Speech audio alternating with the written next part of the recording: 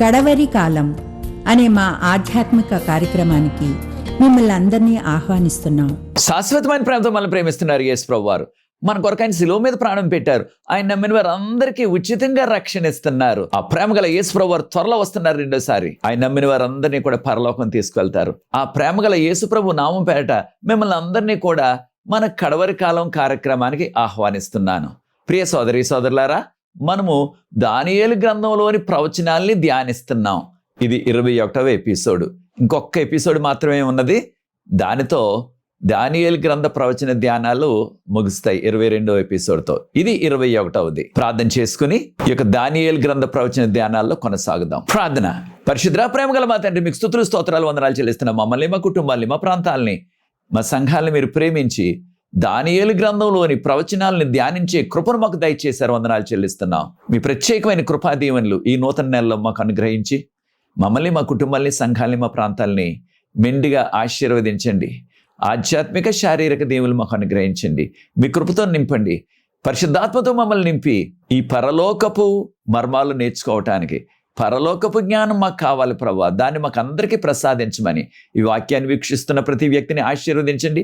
ఈ పరిచర్య ముందు కొనసాగడానికి ఎవరైతే సహకరిస్తున్నారో వారందరినీ కూడా మీరే ఆశీర్వదించవలసిందని యేసు ప్రభువు వారి పరిశుద్ధమైన నామమును బట్టి ప్రార్థిస్తున్నాను తండ్రి. ఆమేన్. ప్రియ సోదరి సోదరులారా, ఈ దినాన్ని మనం వివిధ రకాల ప్రవచనాలు అనే విషయాన్ని మనం ధ్యానించబోతున్నాం. దానియేలు గ్రంథ ప్రవచనాల్లో అనేకమైన వివరాలు మనం నేర్చుకున్నాం. ఈ దినాన్న ఈ ప్రవచనాల్లో వివిధ రకాలు ఉన్నాయి. ప్రవచనం అంటే మనందరికీ కూడా తెలిసిన విషయమే. ప్రవచనం అంటే ఏమిటి?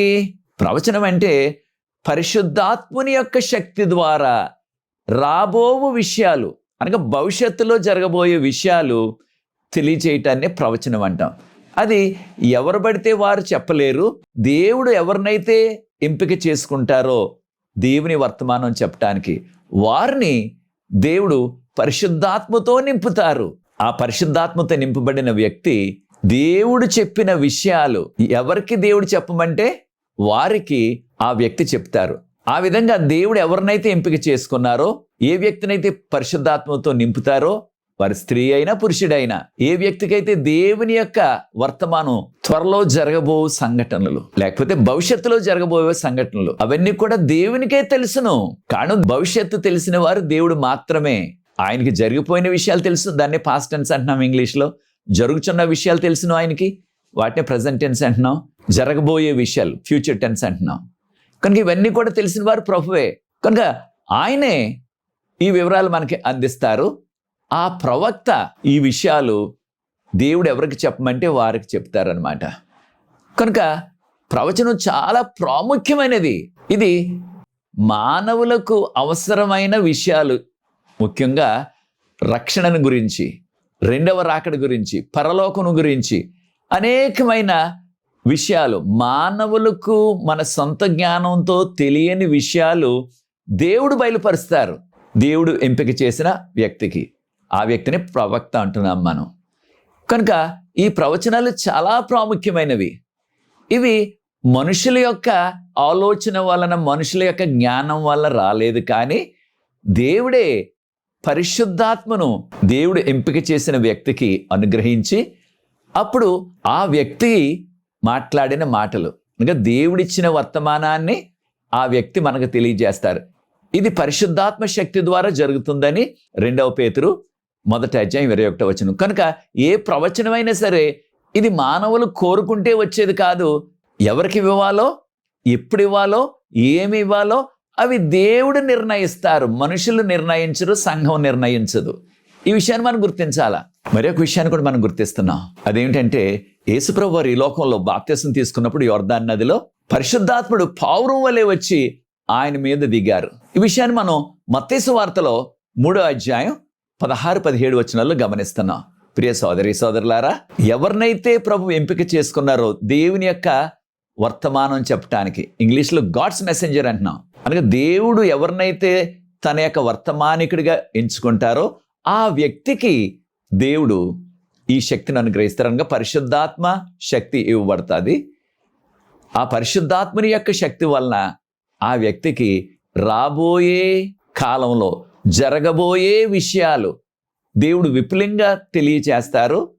ఆ విషయాలు మరలా మానవులకు చెప్పమంటారు. కనుక ప్రియ సోదరి సోదరులారా, ఈ ప్రవక్త అనే వ్యక్తి దేవుని యొక్క వర్తమానం చెప్పేవాడనమాట. మనందరికీ తెలిసిన రీతిగా దేవుడు వర్తమానాల్ని ఆయన ఏమైతే జరగబోతున్నాయో, ఏమైతే ఆయన జరిగిస్తారో ఆ విషయాల్ని ఆయన దాచకుండా ఆయన యొక్క సేవకులు, ఎవరైనా సేవకులు, ఆయన ఎంపిక చేసిన ప్రవక్తలు, వారికి బయలుపరుస్తారని ఆమోసు గ్రంథం 3:7 చెప్పబడ్డది.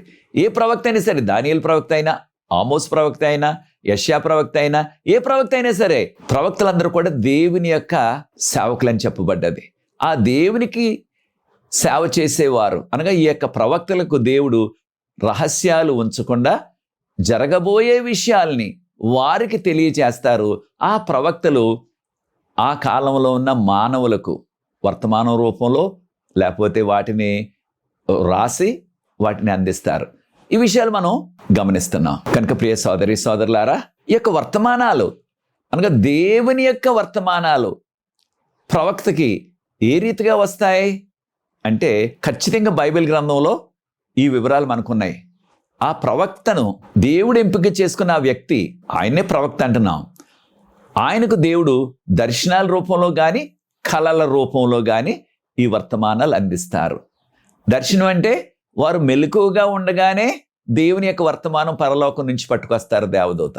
దానిని ఆ ప్రవక్తకి మాత్రమే వినబడుతుంది, ప్రవక్తకి మాత్రమే దేవదూత ఆ యొక్క దేవదూత చూపించే దృశ్యాలు కనిపిస్తాయి. ఆ ప్రక్కనే ఉన్నప్పటికీ మనకు తెలియదు, మనకు కనిపించదు, మనకు వినిపించదు ఆ వర్తమానం.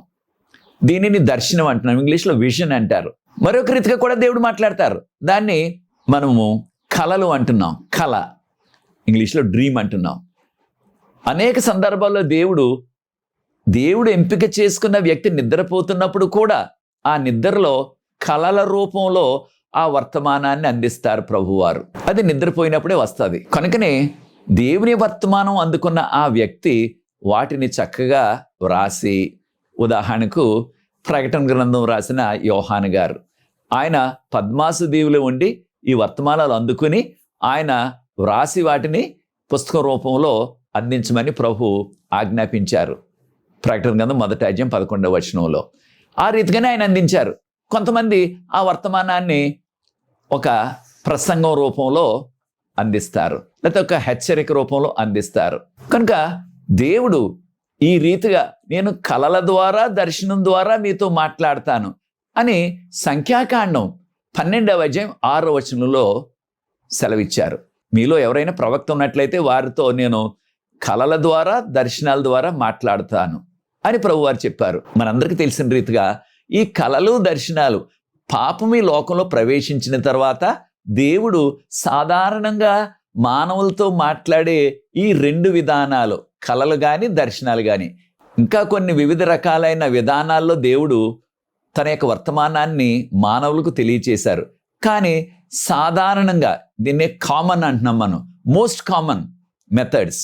సాధారణంగా దేవుడు మనుషులతో మాట్లాడిన విధానం కళల ద్వారా, దర్శనాల ద్వారా. ఎప్పుడు పాపం ఈ లోకంలోకి ప్రవేశించిన తరువాత. పాపం ఈ లోకంలో ప్రవేశించక ముందు దేవుడు ఆదాముతో అవ్వతో ముఖాముఖిగా మాట్లాడారు, ఏదైనా తోటలో పాపం ఈ లోకంలో రాకముందు. అదే రీతిగా ప్రభు అంటున్నారు చూడండి, నా సేవకుడైన మోషేతో నేను ముఖాముఖిగా మాట్లాడానని ప్రభు సెలవిచ్చారు. సంఖ్యాకాండం 12:7 ముఖాముఖి అంటే దేవుడు ఇశ్రాయేలీలు ఆ 40 సంవత్సరాల అరణ్య మార్గంలో దేవుడు ఎప్పుడు వర్తమానం చెప్పాలన్నప్పటికీ దేవుడు మోషే గారితో మేఘస్తంభం రూపంలో మాట్లాడారు. వారు దేవుడు చెప్పినట్లుగా నిర్మించారు గుడారాన్ని. దాన్ని గుడార మందిరం అంటున్నాం, ఇంగ్లీష్లో శాంక్చురీ అంటారు.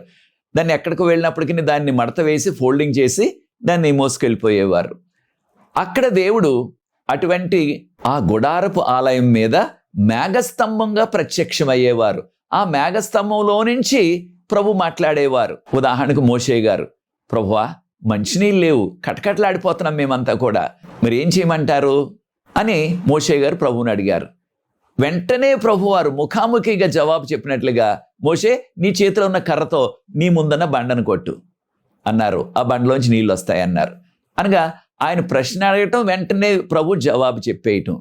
కనుక నేను దీన్ని ముఖాముఖిగా నేను మాట్లాడాను నా సేవకుడైన మోషేతో అని సంఖ్యాకాండం 12:7 ఒక విషయాన్ని కూడా మనం గమనించాలా.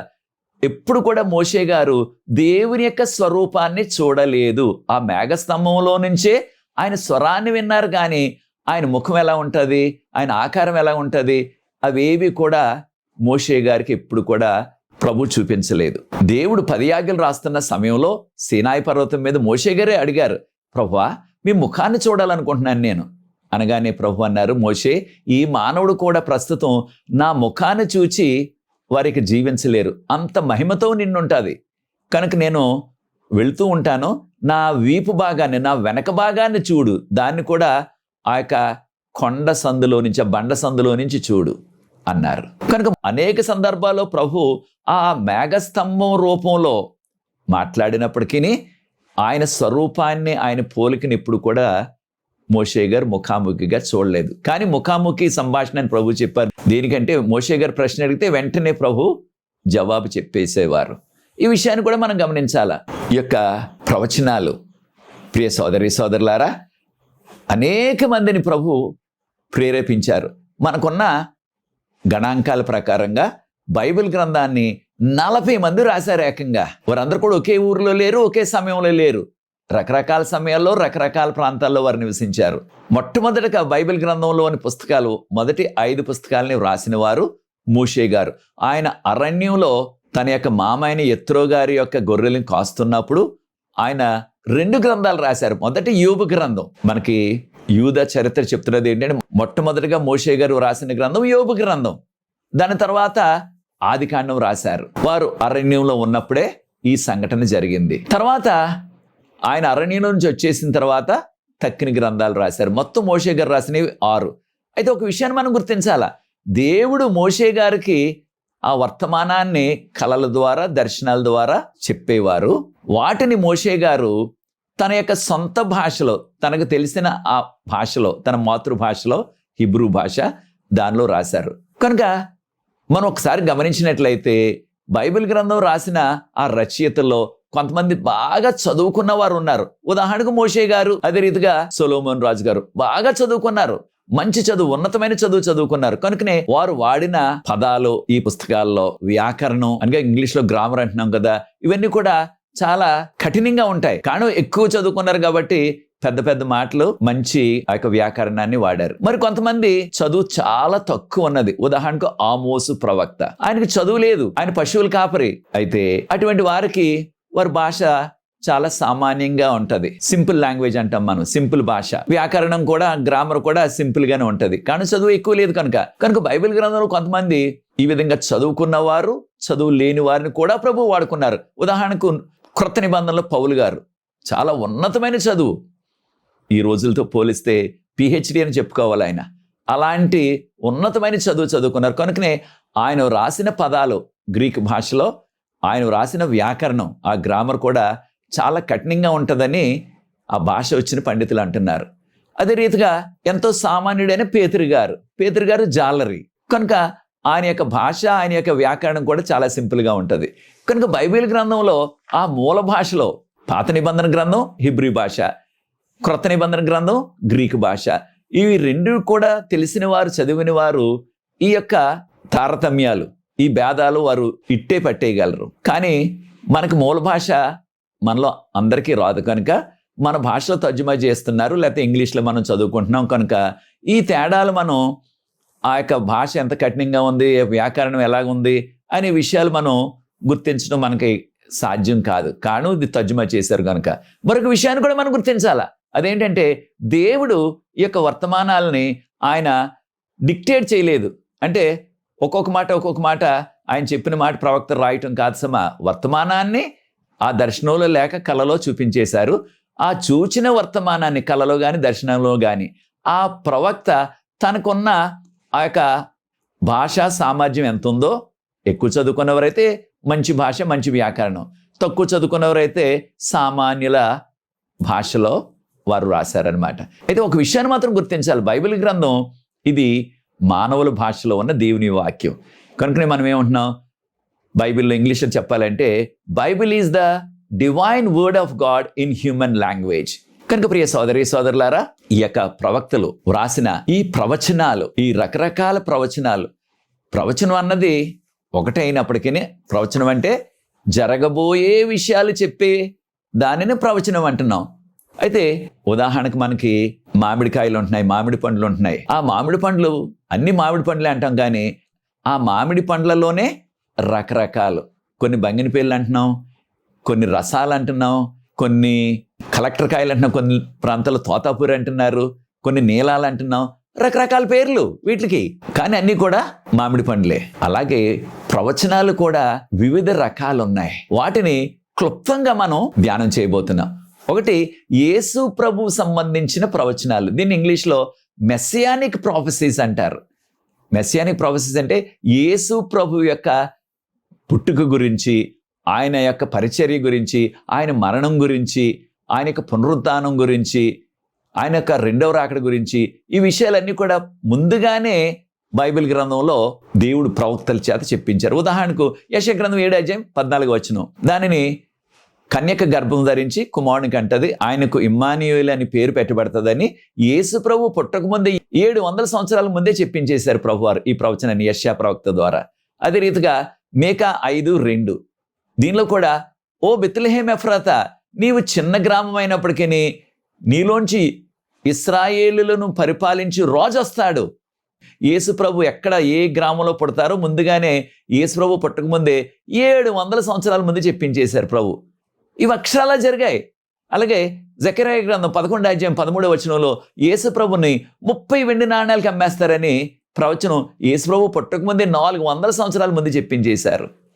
కనుక ఇలాగా అనేకమైన ప్రవచనాలు ప్రభు గురించి ఉన్నవి మనకి. ఇవి వీటిని మెస్సియానిక్ ప్రవచనాలు అంటారు. రెండవ రకం ఏమిటంటే జనరల్, అంటే సామాన్యంగా చెప్పబడిన ప్రవచనాలు. కొన్ని సందర్భాల్లో జనరల్ ప్రవచనాలని, లేకపోయినట్లయితే క్లాసికల్ ప్రవచనాలని చెప్తున్నారు ఇంగ్లీష్లో.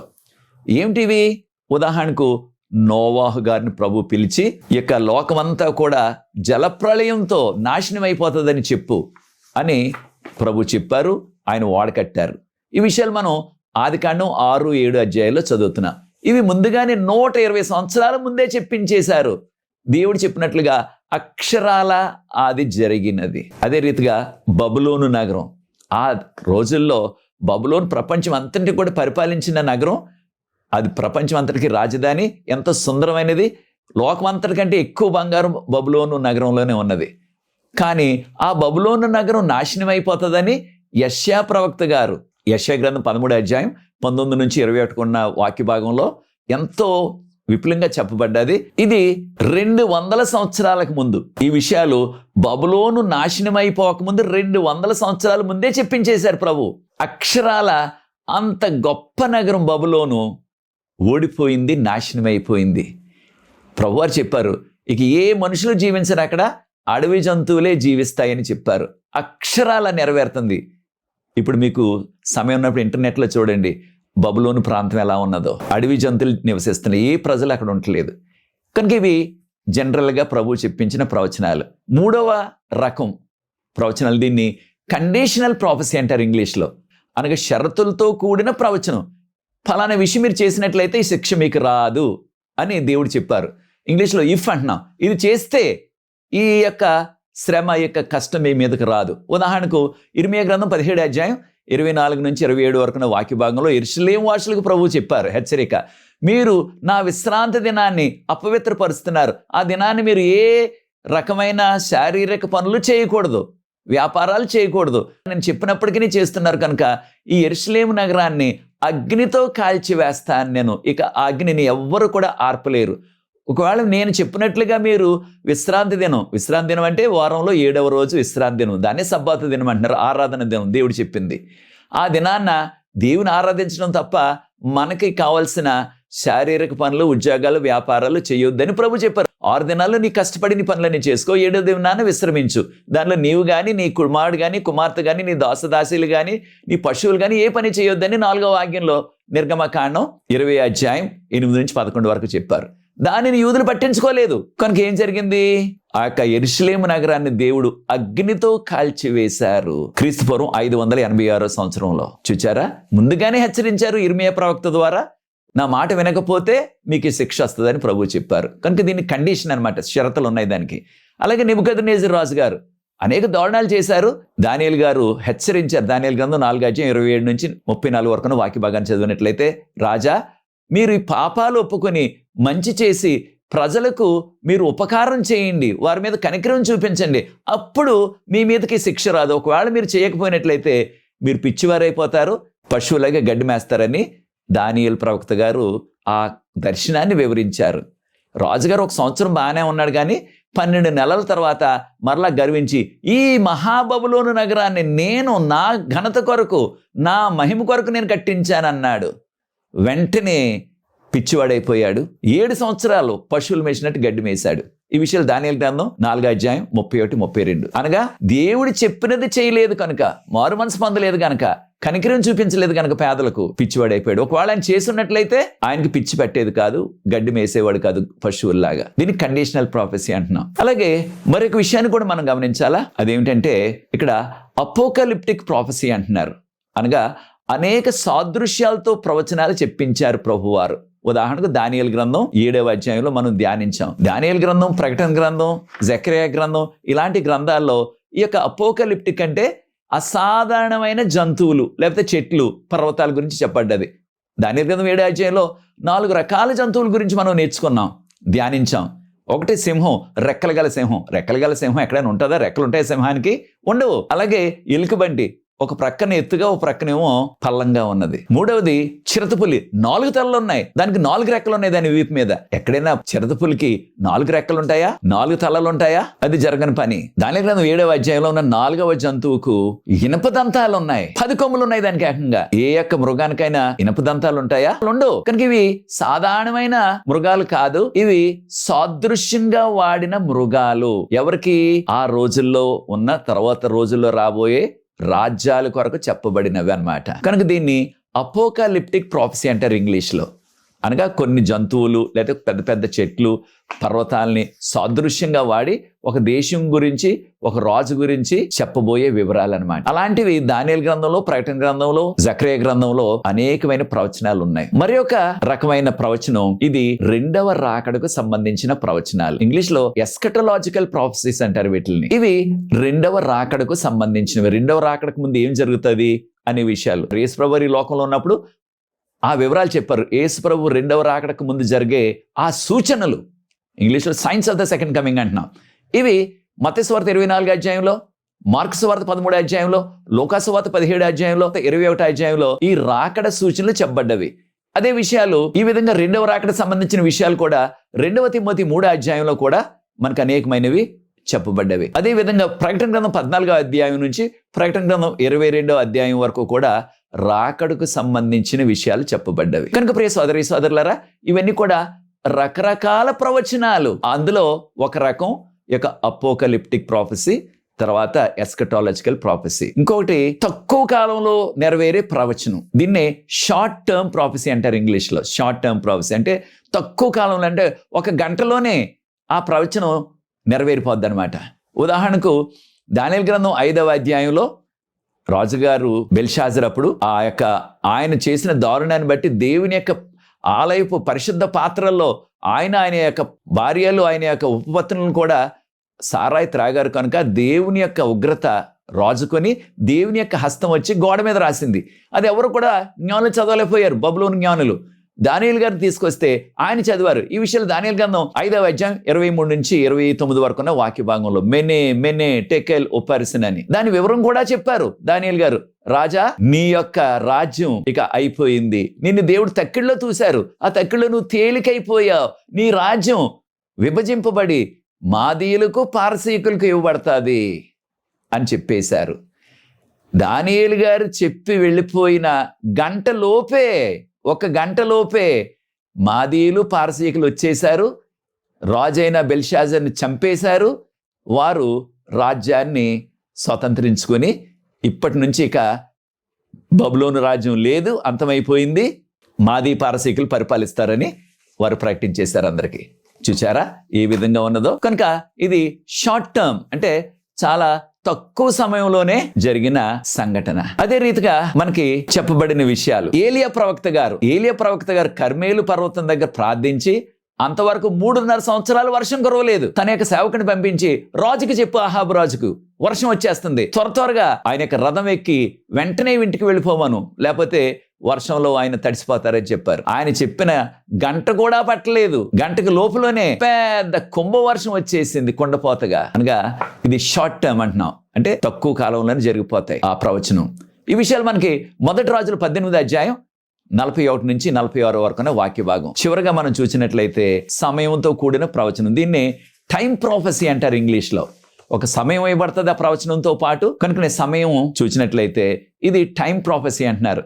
ఇలాంటివి దానియేలు గ్రంథంలో 5 ఉన్నాయి ఏకంగా. ఆ ప్రాముఖ్యం అనేది దానియేలు గ్రంథం 8వ అధ్యాయం 14వ వచనంలో 2300 దినముల మట్టుకే అప్పుడు ఆలయ పవిత్రతను గురించిన తీర్పు తీర్చబడును అని చెప్పబడ్డది. అదే రీతిగా దానియేలు గ్రంథంలోనే 7వ అధ్యాయం 25వ వచనంలో కాలములు అర్ధకాలం అని చెప్పబడ్డది. అదే రీతిగా దానియేలు గ్రంథం 9వ అధ్యాయం 24 నుంచి 27 వరకు వాక్య భాగంలో 70 వారాల ప్రవచనం. అదే రీతిగా దానియేలు గ్రంథం 12వ అధ్యాయంలో 11వ వచనంలో 1290 దినాలు.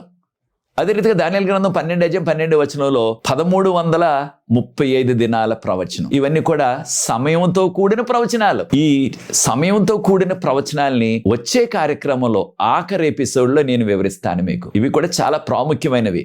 దానియేలు గ్రంథంలో ఉన్నన్ని సమయంతో కూడిన ప్రవచనాలు, టైం ప్రాఫెసీ అంటాం. ఇక ఏ గ్రంథంలో కూడా లేవు. చాలా ప్రాముఖ్యమైనవి ఇవి మన కడవరి కాలంలో మనం అర్థం చేసుకోవాలి. ఇవి కొన్ని ప్రాముఖ్యమైనవి మీ యొక్క దృష్టికి తీసుకొచ్చాను. వీటన్నిటి ద్వారా దేవుడు మనకు నేర్పిస్తున్నది ఏమిటి? రాబోయే విషయాల్ని ఖచ్చితంగా 100కి 100 పాళ్ళు జరిగేవి దేవుడు మాత్రమే చెప్పగలరు, ఏ మానవుడు చెప్పలేడు. కనుక ప్రియ సోదరి సోదరులారా, ప్రవచనం ఎంత బలమైనది దేనికంటే దేవునికే తెలుసు సమస్తం కూడా జరగబోయే విషయాలు. ఆయనే బయలుపరుస్తున్నారు. వీటి ద్వారా మనం నేర్చుకోవాల్సిన ఆధ్యాత్మిక పాఠం ఏంటి? మన జీవితాలు సరిదిద్దుకుని మనము అవసరమైన ఆధ్యాత్మిక సిద్ధపాటు చేసుకుని ప్రభు 2వ రాకడ కొరకు సిద్ధపడాల. కనుకనే ప్రభు ఈ వివరాలు ఇచ్చారు. మనము ధ్యానిస్తూ ప్రభు రాకడ కొరకు సిద్ధపడి త్వరలో ప్రభు 2వసారి వచ్చేస్తున్నారు. ఆ రాకడలో మనం అందరం కూడా ఎత్తబడాలని ఆ భారంతోనే ఇక దానియేలు గ్రంథ ప్రవచన ధ్యానాలు మీకు అందించాను. ఈ పరిచర్య కొరకు మీరు ప్రార్థించండి, మీరు సహకరించండి. వచ్చే ఎపిసోడ్లో ఆఖరు వర్తమానం యొక్క సమయంతో కూడిన ప్రవచనాల గురించి వివరించి, ముఖ్యంగా దానియేలు గ్రంథం 8వ అధ్యాయం 14లో ఉన్న 2300 సంవత్సరాల ప్రవచనం, దాని గురించి వివరిస్తాను. ప్రార్థించి ఈ 21వ ఎపిసోడ్ను ముగిస్తాను. ప్రార్థన. పరిశుద్ధ ప్రేమగల మా తండ్రి, మీకు స్తుతులు స్తోత్రాలు వందనాలు చెల్లిస్తున్నాం.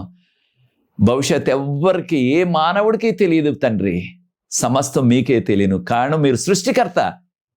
మీరు జరిగిపోయిన విషయాలు మీకు తెలియను, జరుగుతున్న విషయాలు మీకు తెలియను, జరగబోయే విషయాలన్నీ కూడా మీకే తెలియను. మీకు స్తోత్రాలు చెల్లిస్తున్నాం. జరగబోయే విషయాలు మీరు ఎంపిక చేసిన ఆ ప్రవక్తల ద్వారా మాకు అందించి బైబిల్ గ్రంథంలో మా కొరకు రచించారు. వందనాలు చెల్లిస్తున్నాం. వీటిని అనుసరించి మా జీవితాలు ధన్యం చేసుకొని అవసరమైన ఆధ్యాత్మిక సిద్ధపాటు చేసుకొని మీ రాకడ త్వరలో ఉన్నది ప్రభువా. మేము కడవరకాల చివరి దినాల్లో జీవిస్తున్నాం. మీ రాకడలో ఎత్తబడే జనాంగంగా ఉండటానికి మేము, మా కుటుంబాలు, మా సంఘాలు సిద్ధపడే కృప దయచేయమని ఈ కార్యక్రమాన్ని వీక్షిస్తున్న ప్రతి వ్యక్తిని, ఈ పరిచర్య ముందుకు కొనసాగడానికి ఎవరైతే సహకరిస్తున్న వారందరినీ ప్రత్యేకంగా దీవించమని యేసు ప్రభువు వారి పరిశుద్ధమైన నామమును బట్టి ప్రార్థిస్తున్నాను తండ్రి. ఆమేన్. ప్రియ సోదరి సోదరులారా, ప్రభు మిమ్మల్ని ప్రత్యేకంగా దీవించుగాక. ప్రభు మిమ్మల్ని ప్రేరేపించినట్లయితే పరిచర్య ముందుకు కొనసాగటానికి తెర మీద వచ్చే నంబర్కు నన్ను సంప్రదించినట్లయితే వివరాలు మీకు అందిస్తాం. ఈ యొక్క పరిచర్యలో మీరు కూడా పాలుభాగస్తులా ఉండి సహకరించండి. ఎటువంటి ప్రార్థన అవసరత మీకు ఉన్నప్పటికీ మాతో పంచుకున్నట్లయితే మనకు ప్రార్థనా బృందం ఉన్నది. ప్రతి సాయంత్రం విజ్ఞాపన ప్రార్థన చేస్తున్నాం. అనేకమైన జవాబులు ప్రవహిస్తున్నారు. మీరు కూడా ఈ అవకాశాన్ని సద్వినియోగం చేసుకోండి. ప్రభు మిమ్మల్ని ప్రత్యేకంగా దీవించుగాక. వచ్చే ఎపిసోడ్లో మరలా కలుసుకుందాం. God bless you. Thank you.